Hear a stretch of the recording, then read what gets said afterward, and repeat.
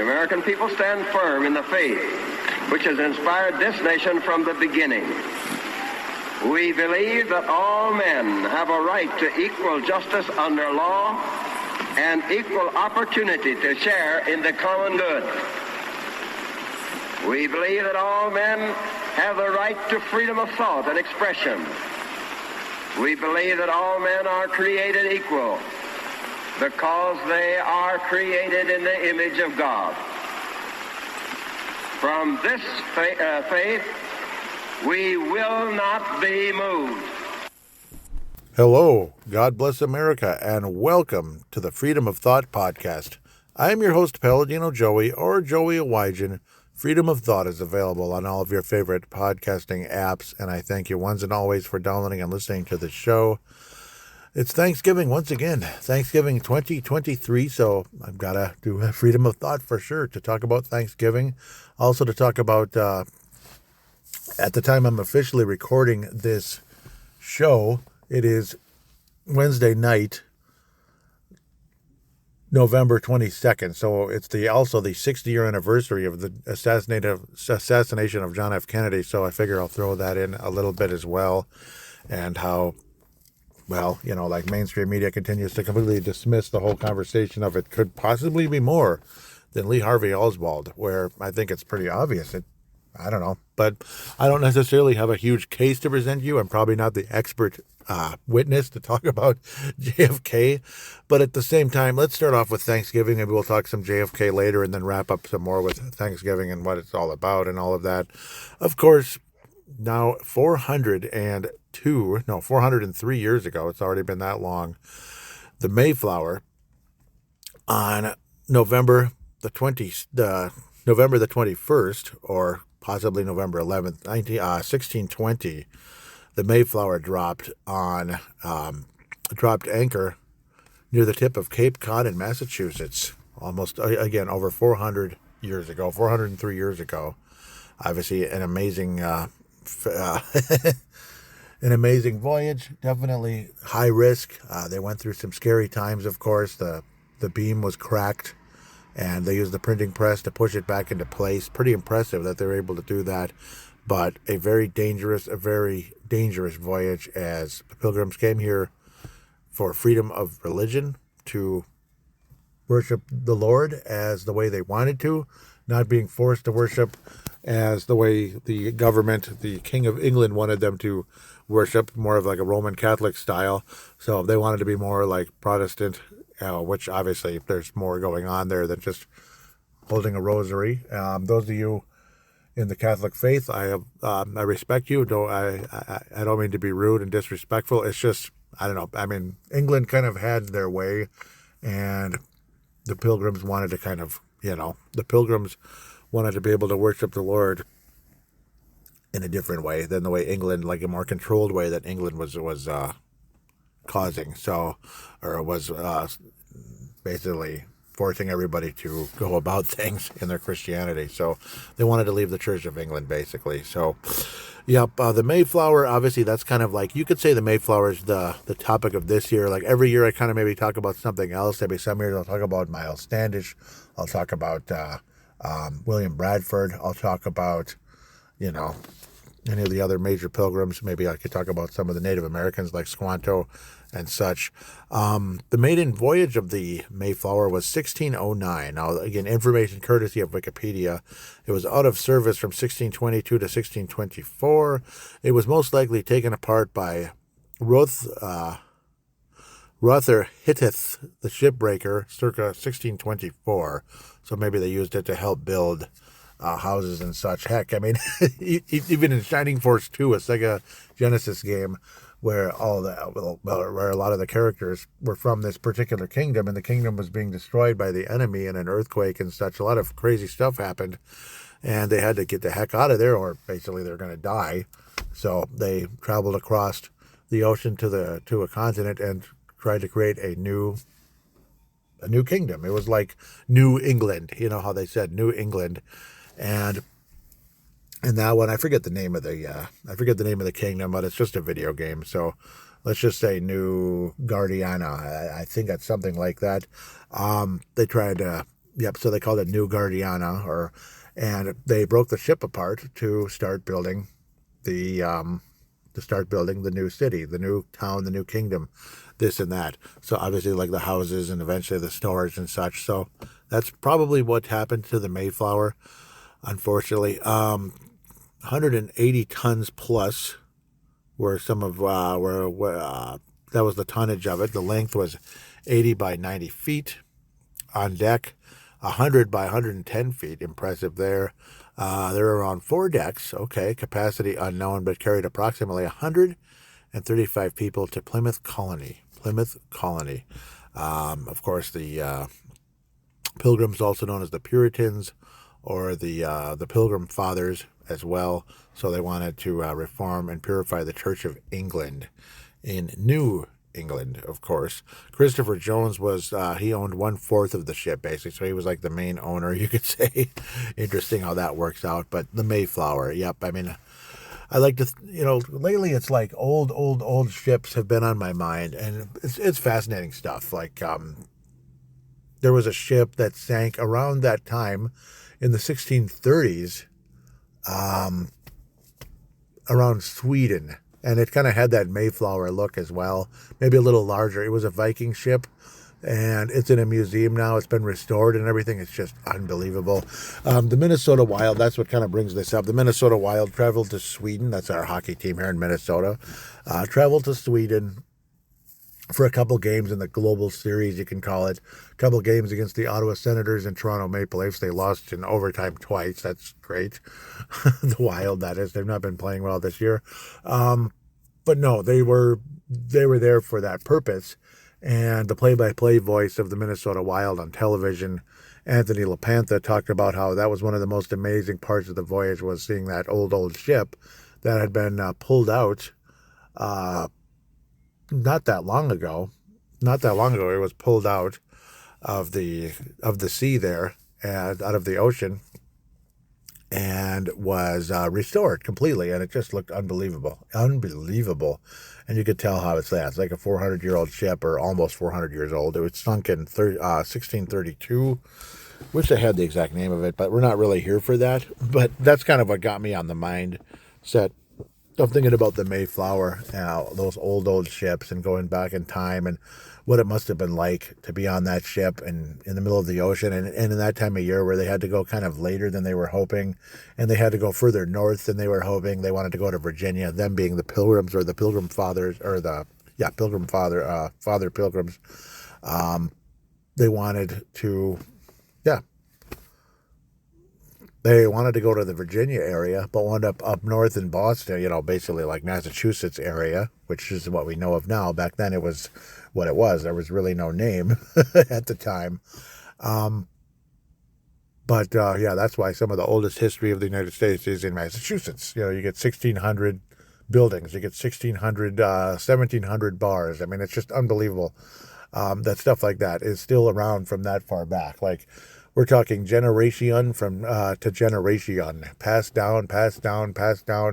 So many generations. It's unbelievable. A few years ago, I was at the Cedar Lake Beach. I believe it was the Point Beach of Cedar Lake.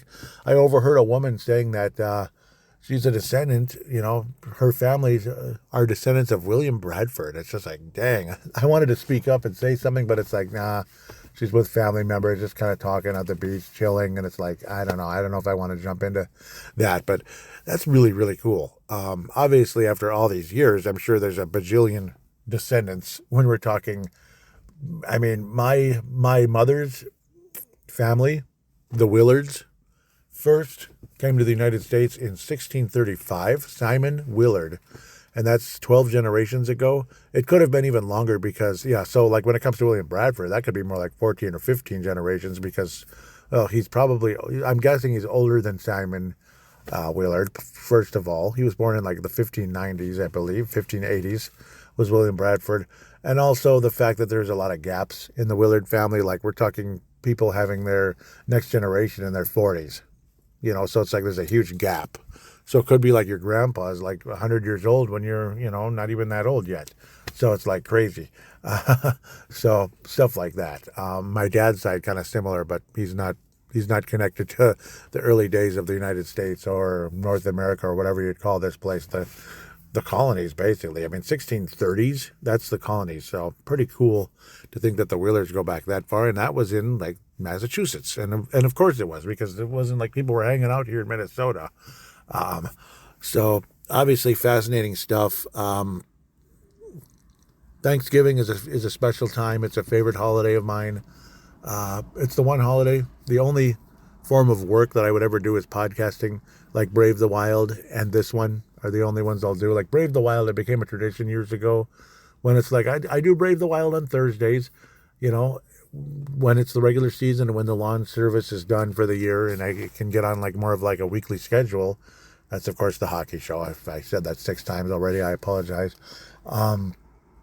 So it's like Thanksgiving. Yeah. So Thanksgiving is kind of like the tradition. Like the lawns are done or almost done.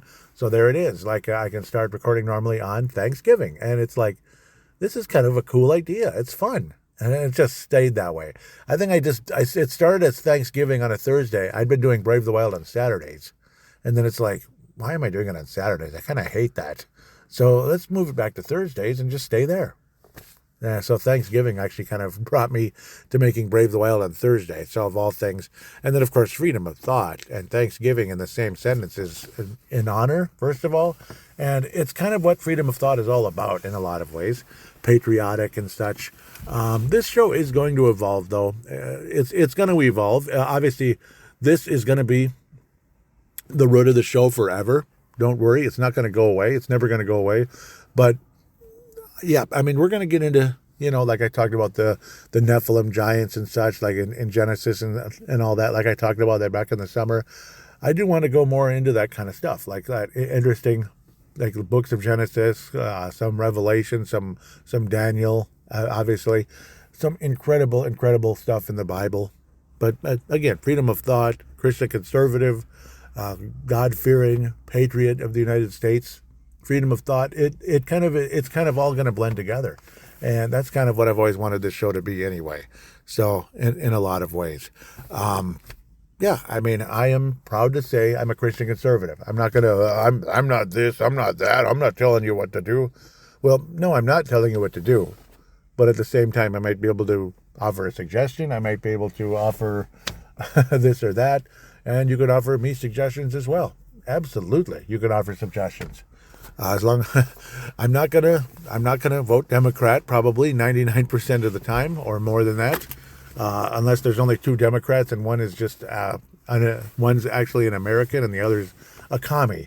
That's where I would vote Democrat, only because there's 2 Democrats, or maybe the Republican is so bad and the Democrat is so surprisingly good, but that really hasn't happened yet. There's only one Democrat that sounded like they made sense the last 20 years or so, and that was Robert Kennedy Jr., and until it's like, okay, yeah, he's still very liberal anyway, though. He is still very liberal on a lot of things. So now we're going to lean back into John F. Kennedy here for a bit. Just a bit. I don't know. I mean, and then, see, it's like the mainstream media, the Dan Barreros locally, but also nationally, all over the place, they continue to insist, absolutely insist, that there was only one shooter. And it was Lee Harvey Oswald. And it's like the more and more you think about how far away Lee Harvey Oswald was to pull off that shot, and what a miracle it would have been. An evil, terrible miracle, but a miracle nonetheless to pull off what he did. From that far, a moving target and such. And either way, to have the President of the United States in a vehicle with no top, driving down the street in a big city. Nonetheless, even if Lee Harvey Oswald was the lone gunman, whose idea was it to have John F. Bleeping Kennedy during a time in this country with all the division in the country and the whole Russian crisis, Cuba, Russia, all that nonsense going on? There's a division forever, you know. To have him drive down a major street of a major city, not him driving, but in the car, waving to people in the open like that, wide open, just in case some lunatic or some big government assassin or 2 or 3 or 4 or 5 or 6 or 7 that are in the government, in the CIA, and the FBI, or God knows what else, some other, like the mafia, whatever it is, to make John F. Kennedy more of an easy target, so to speak, because obviously, even if Lee Harvey Oswald had a miracle capability of with that rifle, the sniper rifle, even if he could be able to pull it off, if the car had a top, it would be much tougher to pull off. So again, even if, whose idea was it? So it's like, and whose state did John F. Kennedy get murdered in? Vice President Lyndon Baines Johnson. Who had the most to gain? Who had the most to gain out of John F. Kennedy's death? Lyndon Baines Johnson.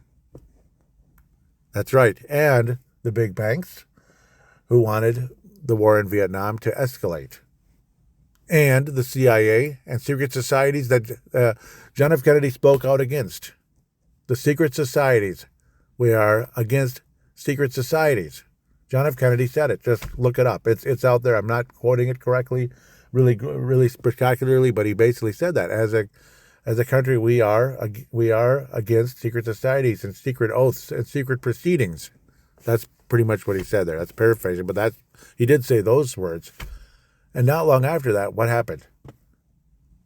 See, and then obviously there were disagreements between Kennedy and Lyndon Baines Johnson. And there was a time not long before that, basically like where, because Lyndon Baines Johnson was a very vulgar man. And I know this is a show that maybe you don't want to hear me curse, but I'm going to say it just for this, because it's not the worst curse word in the history of the world here. But basically that Lyndon Baines Johnson said, that son of a bitch will never embarrass me again. Basically, like, slam, I don't know if he banged his fist on the table, but something along those lines. That SOB will never embarrass me again. It doesn't mean Lyndon Baines Johnson was the ringleader in the whole thing, because I truly believe it was a New World Order thing. New World Order meaning a lot of people involved, including a guy named, a guy who was in the CIA and was in Dallas, Texas, and was there. Doesn't mean he fired the shot. He might have been one of the people firing shots. George Herbert Walker Bush. Yeah. Yep.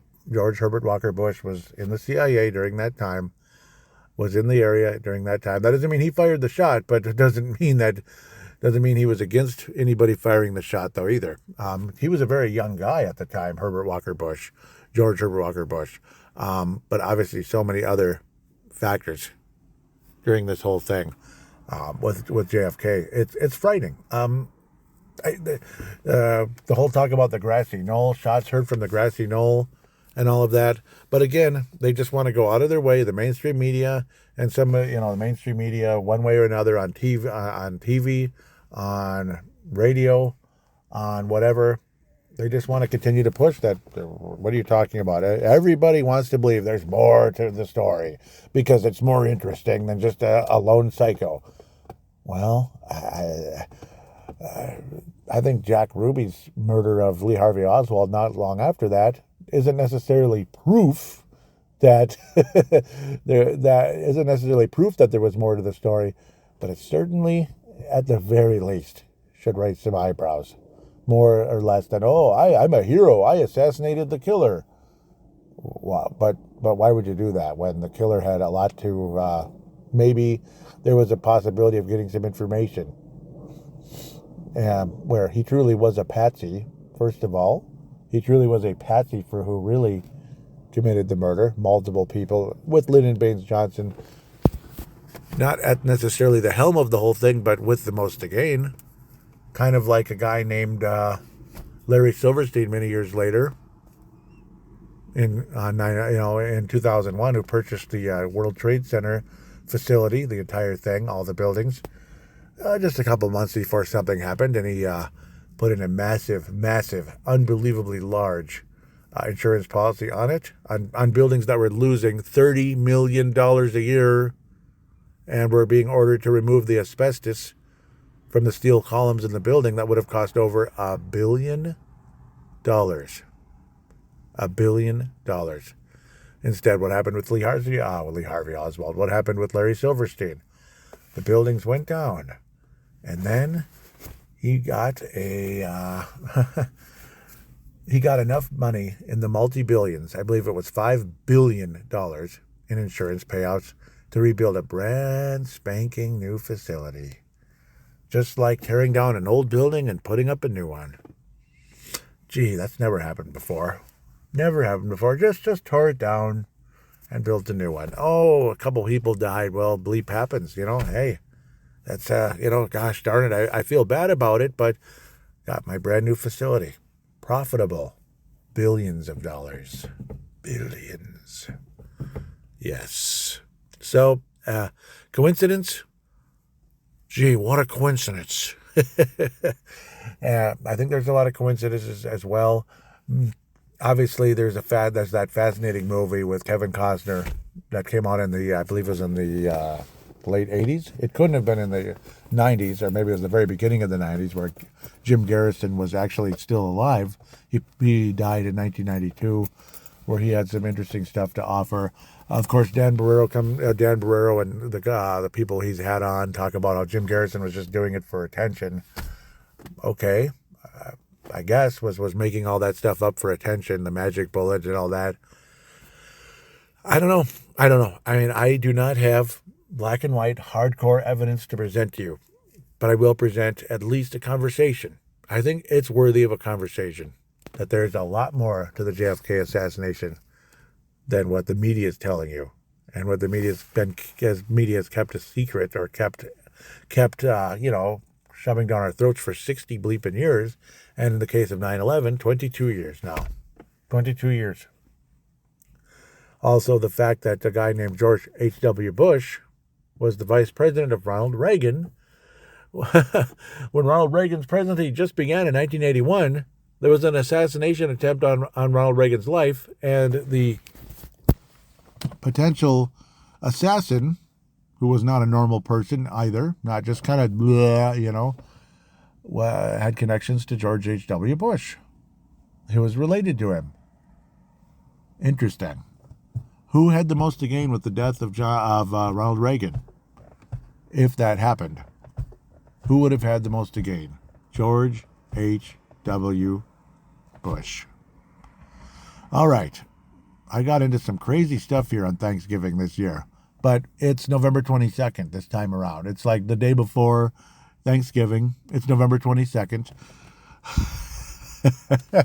But that's the fun of freedom of thought. I mean, we're going to have some blurry creatures conversations as well. Of course, yeah, this is a mobile show. That's where you're hearing background noise. But you're going to have some blurry creature conversation on here as well. I'm probably not going to get into Bigfoot.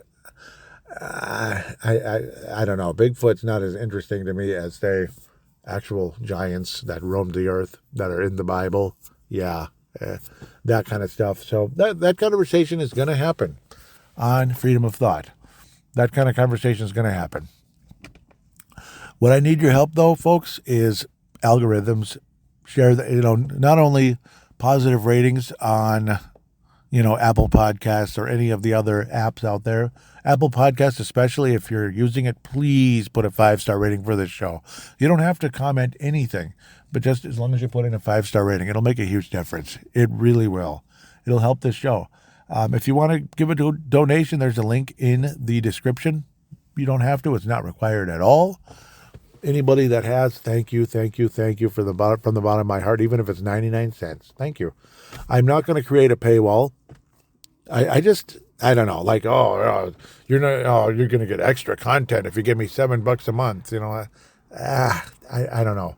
First of all, if I tried to pull that, it's like I'd get nothing, so it's not going to happen. At least I can't imagine myself doing a paywall. But I mean, it's cute, I guess, if you can pull it off, and if it's the show's good and you like it enough and you're willing to do it, okay. But I'm in no position to even consider doing that right now. But one way or another, if you'd like to donate on your own will, anything as low as 99 cents, it would help the show, and it's in the link. Obviously, algorithms, that's going to really help the most, I think. It would really help. Please put a positive 5-star rating for this show. It would really help. especially in Apple Podcasts, but any of the other apps as well that you might be using that allow you to put ratings. But now, before I leave, though, I've got to get to the mailbag. I know there's a couple of comments from Mark Carlson out of Iowa on the Instagram, not on the Facebook, but the Instagram, interestingly, which is cool because there is an Instagram for freedom of thought. I want to make 100% sure I'm giving you the right information, though it will be in the show description. Freedom_of_thought 1776. Okay, got it. Comments. Strikeforce.92. That would be Mark Carlson out of Iowa. Was also a Hall of Famer on the for the Purple Mafia show. And if there is a Freedom of Thought Hall of Fame, Mark Carlson's in it. Like first ballot, unanimous, and all that good stuff. Like Mariano Rivera for the Yankees. Like unanimous vote. Mark Carlson says, looking forward to the download. I've been too busy to check today. I bet it's already in my inbox. And yes, I hope it. Yep, I hope you did enjoy it. And yep, we got a nice big juicy comment right after, and I gotta click like, and I didn't. I'm stupid here. Okay, Mark from Iowa, Mark Carlson. It is important to understand the right to vote in any election of representatives. Let me look at this a little better. It is important to understand the right to vote in any election of representatives is important. That is how conservatives have lost control. Focus on national elections grabs all the headlines. Meanwhile, who is winning seats in the local elections? Yeah, see? Yep, local. Like, say, even your mayors, your state senators, and your representative. Like Ilhan bleeping Omar. Like, obviously, we're focused on Donald Trump versus Joe Biden. And it's like a no-brainer for anybody that has any monicum of love for this country. Joe Biden hates you. He hates the country. Barack Obama hates you. He hates the country. But then locally, Ilhan Omar hates you. She hates the country. She hates Christians. She hates Jews. She hates anything that isn't a left-wing Muslim, basically. A Muslim that's going to vote Democrat every election so they can do whatever the heck they want and they can take over. Allah Akbar, blah, blah, blah, blah, blah. La-di-da. Yeah, well, as far as I'm concerned, woman, you got something coming if you want to try to take over. It ain't happening. It's not happening. Next, who is on your county board? Yeah, see, like sheriffs and such. Yeah, that's really good. Who is on your county board? Your school board? Your district supervisor? See, I got some learning to do myself, man. I've got some learning to do myself, no doubt. Hey, Joey, this was a good episode, and it reminded me of Governor Ventura's story. Yep, I would love to hear you do an interview with him today. I know he gave credit to the voting of young voters for his success. Is that what's happening in Minnesota politics today? Yep, and it can be. It absolutely can be. And unfortunately, young people are voting more and more left than ever, it seems like. But I suppose there are some young conservatives. There was talk about how Gen Z was the most conservative generation in several generations in a row, dating back to at least the boomers, which kind of got going with the the Carters and the Clintons and such. The Carters, the Clintons, blah, blah, blah. But I think millennials absolutely put Obama in office. God. And Biden, I think it was a flat-out cheat. It was a cheat. There is no way Joe Biden won that election, As for Jesse Ventura, again, before I continue the next paragraph here, Jesse Ventura to me is a left-winger, unfortunately. He's independent, but he definitely leans left. He definitely leans left versus right. But again, it was an amazing story when he won. And yes, I would take Jesse Ventura any day of the week over a Skip Humphrey, who was up for election at the time. I would take him any day of the week over a Mark Dayton. I would take him any day of the week over Tim Walz. Again, the local governors. So yes, credit to Ventura that way. Unfortunately, he is a left-leaning independent. There's no doubt. He's pro-choice. Okay, whatever. He's pro-gay this, pro-gay that. He is pretty much left on every issue, unfortunately. But at least he has an open mind when it comes to a lot of crazy things that have happened, like JFK, like 9/11, like stuff like HARP. That could be a conversation someday. So that was interesting. Some manipulation out there of the weather and of climate possibly as well, where these people try to play God.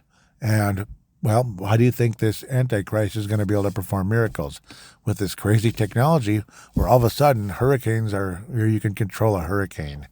It's beyond crazy. It might sound like, okay, Joey's a kook, but I don't know. I think they're I think there's a distinct possibility of that. I do. So now we'll continue what Mark has to say. Sorry if I'm bantering off here. When will voters in Minnesota wake up? Ooh, yeah, that's a good question. The Minnesotans I know are not happy. They have not been happy for a long time. That would be me too, my friend.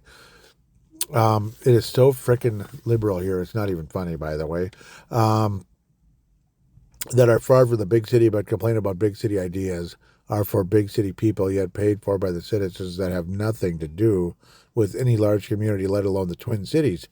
To me, it seems like Minnesota and the Twin Cities itself won't be happy until they are just like Illinois and Chicago. Yep, I've been making that comparison as well in my head.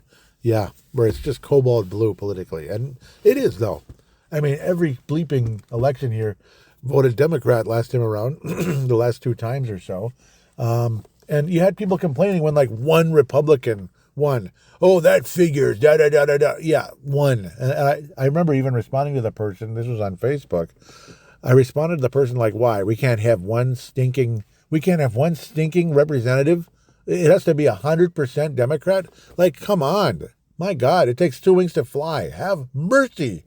Have mercy. So I even said that to the person, like, you're nuts. Like, come on. And, of course, they didn't respond because, I mean, why respond to a tinfoil hat like me? Oh, the guy's nuts. Anyhow, let's backtrack. To me, it seems like Minnesota and the Twin Cities itself won't be happy until they are just like Illinois and Chicago with taxes and corruption for all, and lots of crime. Thanks for the show, Joey, and you are very welcome. Thank you for commenting, Mark, and thank you for your support. And I mean that with all my heart. The crime, oh boy, could I get into crime? Yeah, that's probably going to be another episode, but I can kind of give a little hint to it about how literally there are certain groups that can literally do anything. They can do anything. And at worst, they'll be in a cop car for a minute. They might be at the station for a little while after like maybe robbing somebody's car, breaking into it and robbing it. And you can go. It's okay. In California, you can rob up to $900 from like a Target or something like that. And you can go. You can go. You can rob up to $900 worth of merchandise. And you can go. Have a good one. I remember Jim Hammond of the Final Hour podcast saying, let's go to California. Like, he was like obviously being sarcastic. Yeah, guys, I'm going to California then if they're going to do that. And it's just like, yeah. It's just making fun of how insane and stupid it is. Like, how can you be that? How? Like, not even an ounce of moral compass whatsoever. Reprobate minds controlling this country on all levels. From the school boards to even, like, chief of police. Obviously, the FBI is insanely corrupt. It's been corrupt since the 70s and 60s. Probably back to at least Kennedy. Gosh, probably all the way back to Kennedy, yeah. CIA probably never should have existed. It's corrupt. Insanely corrupt. And they're basically 100% Democrat anyway. And so's the FBI, which is weird. Why is the FBI Democrat? I guess it just is. So, with all of that said, I want to thank you, Mark, so much. And I want to thank all of you. And on Thanksgiving, I'm thankful for you. I'm thankful to still be in this country, despite how much things have fallen, despite how terrible things have become, despite how terrible this president is, and the local garbage on all levels, from Tim Walz to Ilan Omar to school board members that want to have drag queen, classes basically all over the country. It's just ridiculous. It's ridiculous. Green step cities, which are all over the place here in Minnesota, even in the west suburbs like New Hope and Golden Valley, Crystal. I see the signs everywhere. Green Step City, where it's kind of like a step towards communism, folks. And I kind of knew it just seeing it. Green Step, like, green this, green that. Where, yeah, it sounds nice, environmental, blah, blah, blah. But it's going to be control, total control. And that's what these people are looking for. Total control over you, over your kids, to a point of you can't even be a parent. You can't even be a parent. No. Like Max is going to be Maxine now because they, not he or she, they say so. They have the choice. They, not him, not him. His name is Max. No, they. It's Maxine. Damn it. Sorry for the French there. Yeah. Yep. Yeah, he has the choice. Even though he's 8 years old, they are 8 years old. They get the choice. They, right? Because that's the pronouns they want. They. When they're going to be a tranny. Okay, transvestite, whatever the word is. It's just absolutely crazy. So, it's absolutely crazy. So, 8-year-olds have the choice to change their gender because they just kind of felt like Barbie today rather than Hot Wheels. Well, gosh darn it, it's Maxine. Hey, Maxine, how are you? Well, nice to meet you, Maxine. Here's your Barbie doll, I guess. Okay, I think I've dragged that out enough. Back to Thanksgiving. I am so sorry, but that's kind of how it is. That's the way it is. Thanksgiving to me is my favorite holiday of the year. It's the end of the lawn season, or getting very close to it. You're leading into Christmas, which is really nice and fun. Obviously, I don't like the stores. I don't like the busy stores. I don't like the busy restaurants and the busy groceries and all that. It's annoying. But Christmas is wonderful. The Christmas lights that are all around you.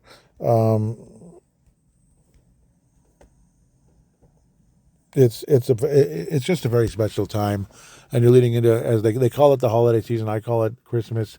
You get the best beer in the world, like Celebration IPA, stuff like that. So, not that I need to talk about beer right now or anything like that, but it is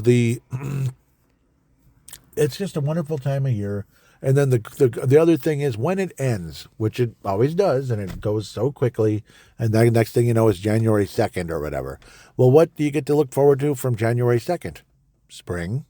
Not because it's spring on January 2nd, but because it's so much closer. Because what's next on deck? Spring. It's winter, it's cold, it's this and that, but it's going to be spring right before you know it. So that's the one positive about that. Like, say, even though the Christmas season ends and it's sad to have to, you see a lot of the lights kind of get taken down and such, but a lot of them stay up in December and all that, but at least you get to enjoy it still for a while. People leave it up. But then you get to, football playoffs. You got something to look forward to in the weekends. If you like the bowl season, that too, but I don't care about college football very much because it's the same stupid teams every stupid year. Oh, Ohio State, I can't wait to see them. Oh, Alabama. Oh, Georgia. Oh, my God, the same freaking teams every year. At least in football, once in a while, you might get somebody else. It's not San Francisco and Dallas every year like it used to be in the NFC title game. Though 49ers are okay. I'd rather see them than Dallas. I've gone everywhere. Thanksgiving, of course, you get some pretty good matchups in the NFL this year, so then I go back to sports again. But also, again, I mean, what's your favorite part of it? What's your favorite part of the meal? Is it the turkey itself? And then when you talk about the turkey, is it the white? Is it the dark? I like the dark, but I have to have both. I have to have some white. There's something magically special about dark turkey because you never really get to have dark turkey, especially when you have turkey breast. Like when you ever get to have turkey, it's usually turkey breast. So when you get to have dark meat turkey, it's kind of like, it's a little extra rich and it's really good. So I lean dark, but I'll have some light as well because you got to have both. Obviously the cranberry sauce, legendary. Long as people know how to make gravy, holy crap, that's as good as it gets. Like, you can put gravy on anything except for, well, fruit and vegetables, but the mashed potatoes and the stuffing on the turkey. And I hear people saying, oh, I don't like stuffing. I don't like turkey. Go away. If I hear about ham instead of turkey, I'm going to be like, you know what? I'm out of here. Or dare I say, a completely different, country's food. Are you kidding me? On Thanksgiving? No. I don't want Chinese food. I don't want Vietnamese food. I don't want tacos or anything like that. It's no offense. I can eat that stuff 364 days a year. But that 365th day called Thanksgiving, I want turkey. I want stuffing. You know, yams with marshmallows, all that wonderful stuff. Yeah, doggone it. So cranberry sauce and this and then Jello. You know, it's wonderful. A French silk pie, a pumpkin pie, a pecan pie, like Mac Hammond likes. That's Jim's father, of course, Living Word Christian Center, Brooklyn Park, Minnesota. Okay, now I've, came back to Thanksgiving, kind of like a lighter mood, thinking about the food and such. I've gone all over the place, opened up with the Mayflower, got into JFK, got into local politics. Thank you, Mark. That was awesome.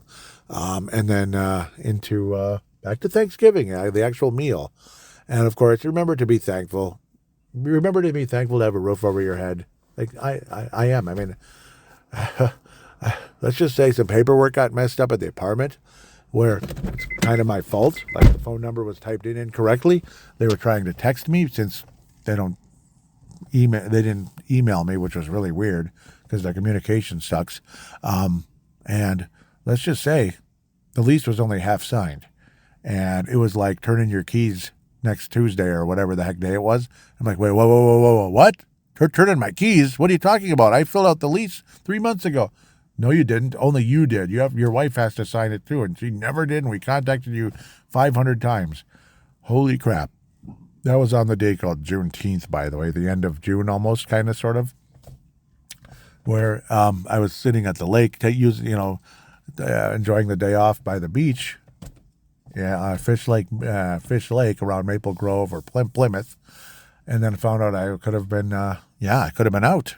I could have been out of the apartment, and it's like, holy crap, this is unbelievable.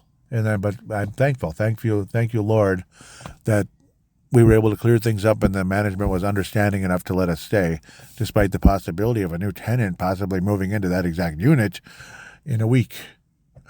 Holy cow. Like, could you imagine you need to have your keys turned in next week and you had no knowledge of it and thinking everything was fine with the lease? Pretty scary stuff. I mean, scary stuff. So, I mean, you almost have a heart attack. I mean, I almost did that day. I was running and my chest was burning. I was like, I got to get out of here. Oh, like from the beach. My chest was burning, man. But thankfully, thank you, Lord. I'm thankful today to have the roof over my head. You know, it's not the best apartment in the world, but it's a decent location because it's Golden Valley, Minnesota. That's a start, close to this beautiful park I'm at right now. And, boy, that's one thing to be thankful for. It really is. I'm thankful to have there were years ago where, like, we lost the Minnesota North Stars. And then when we got hockey back, maybe the Timberwolves or the Twins are going to leave, or maybe the Vikings. I'm thankful that we have 4 teams. We have core 4 teams in Minnesota. I'm thankful for that. I'm very thankful for that. I'm thankful that Minnesota politics they can only get better. Let's just leave it at that. At least I would hope so. I would hope so, because if they get any worse, I don't know. I mean, I suppose anything could get worse too.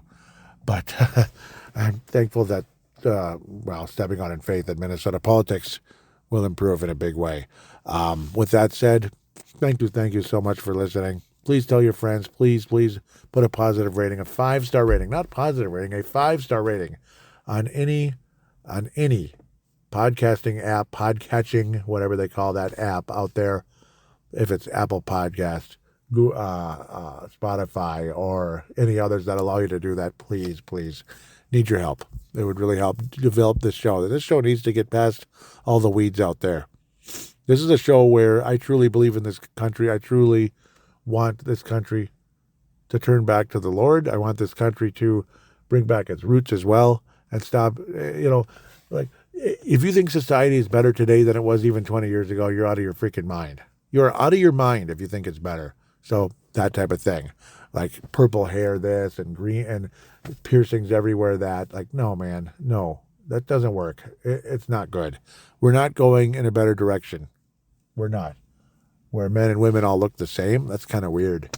It's not going to work for me, man. It's not about me, though. It's not going to work for anybody. It's not going to work. It's not better. People are going to be confused. People are going to be divided, and so on and so forth. With that said, happy Thanksgiving. This up and down crazy episode of freedom of thought. I cannot believe how long I've been at this. 45 minutes. Oh my gosh. Wow. I don't know. I had a lot to say, and I hope you don't mind. Please share this show with anybody out there. Happy Thanksgiving. God bless you, and God bless the United States of America.